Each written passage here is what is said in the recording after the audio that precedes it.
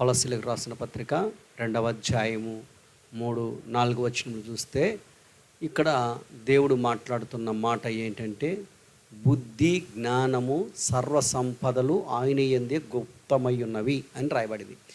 దేవునికి స్తోత్రములు కలుగునుగాక.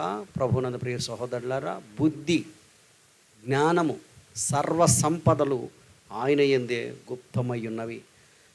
జ్ఞానము ఈ లోకములో నరులకు లేక నశించిపోతున్నారండి. ప్రభునందు ప్రియ సహోదరులారా, జ్ఞానం గురించి మనం మాట్లాడుకుంటే, జ్ఞానము లేక ఈ లోకములో మరి అనేక వాటకు బానిసలై పాడైపోతున్నారు. అందుకే ప్రభు అంటున్నాడు, జ్ఞానం సంపాదించుకోండి నా దగ్గర. మీకు ఎవరికైనాను జ్ఞానం కొదువుగా ఉంటే నన్ను అడిగితే నేను మీకు ఇస్తానంటున్నాడు. కాబట్టి నీ జీవితంలో జ్ఞానము కొరతగా ఉంటే ప్రభువు దగ్గరికి రావాలి. దేవుడు నీకు జ్ఞానం ఇస్తాడండి. దేవుని జ్ఞానము ఈ లోకములో, ప్రభువునందు ప్రియ సహోదరులారా, ఈ లోక జ్ఞానము కంటే దేవుని జ్ఞానము చాలా గొప్పది. అందుకే సొలొమోను అడిగాడు, మరి నీకేమి కావాలంటే సొలొమోను అంటాడు, నాకు ఈ ప్రజలను పరిపాలించడానికి నాకు జ్ఞానం కావాలంటున్నాడు. ఈ యొక్క జ్ఞానమును సంపాదించుకున్న సొలొమోను గొప్పవాడయ్యాడు. నీకు జ్ఞానము కింద ఉంటే ప్రభువునందు ప్రియ సహోదరులారా, ఈ లోకంలో దేనినైనాను జ్ఞానముతో దాన్ని జయిస్తావు. జ్ఞానము లేని వారు అనేక సమస్యలలో చిక్కుంటారు. జ్ఞానము లేని వారు అనేకమైనటువంటి మరి చెడు మాటలకు బానిసైపోతారు. జ్ఞానము లేనివాడు ప్రతిదానిని నమ్ముతాడు. కాబట్టి దేవుడు అంటున్నాడు, జ్ఞానము సర్వసంపదలు నా యందు గుప్తమై ఉన్నాయి అంటున్నాడు. నీకు జ్ఞానం కావాలి అంటే దేవుని దగ్గరికి రావాలి. దేవుని దగ్గర సర్వసంపదలు ఆయన దగ్గర ఉన్నాయని లేఖనంలో చూస్తున్నాం.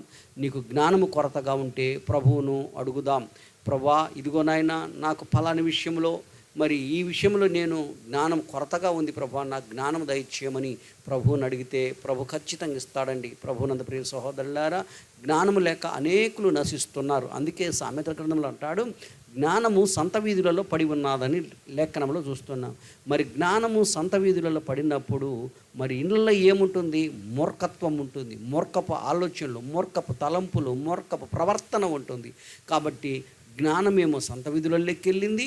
మూర్ఖత్వపు ఆలోచనలు, మూర్ఖత్వపు తలంపులు, మూర్ఖత్వపు యొక్క జీవన విధానము కుటుంబాలలో పరిపాలన చేస్తుంది. అందుకే ఈరోజు చాలా కుటుంబాలలో సమాధానం లేకుండా పోవటం ఏంటంటే, మూర్ఖపు తత్వము కుటుంబాన్ని ఏలుతుంది. అందుకని జ్ఞానము సంపాదించుకోవడం. జ్ఞానము సంపాదించుకున్న వారు ఈ లోకములో అన్ని విషయములలో వర్ధిల్లుతారు. జ్ఞానము దేవుని చిత్తమయ్యింది. జ్ఞానము లేక ప్రభునందు ప్రియ సహోదరులారా, ఎంతోమంది ఈ లోకములో దరిద్రులవుతున్నారు.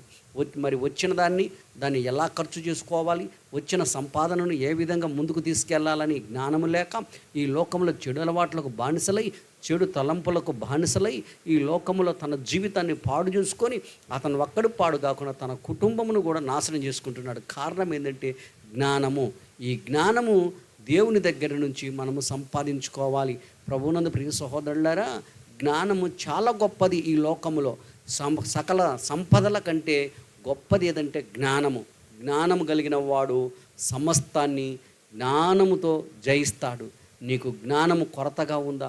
ప్రభువు దగ్గరికి రావాలి. అందుకని అంటాడు, జ్ఞానము సర్వసంపదలు ఆయన యందే గుప్తమై ఉన్నాయి అంటున్నాడు. జ్ఞానముతో నీవు జీవించాలని ప్రభువు కోరుకుంటున్నాడు.